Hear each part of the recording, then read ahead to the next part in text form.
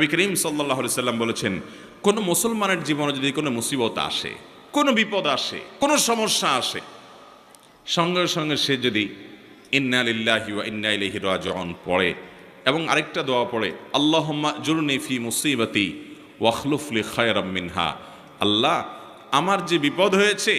এই বিপদের বিপরীতে এর বিনিময়ে আপনি আমাকে সওয়াব দিয়েন, বিনিময় দিয়েন, এবং বিপদে আমার যে ক্ষতি হলো আপনি এর চাইতে ভালো কিছু দিয়ে আমাকে পোষায় দিয়েন। এই দোয়া যদি কেউ পড়ে তো আল্লাহ রাব্বুল আলামিন তার ওই বিপদে যা ক্ষতি হবে তার থেকে বেশি দিয়ে তাকে অবশ্যই পুষিয়ে দিবেন। উম্মে সালামা রাদিয়াল্লাহু তাআলা আনহা, নবী করিম সাল্লাল্লাহু আলাইহি সাল্লামের স্ত্রী, তিনি বলেন যে আমি নবী করিম সাল্লাল্লাহু আলাইহি সাল্লামকে কিভাবে পেয়েছি তোমরা জানো? অদ্ভুত ঘটনা,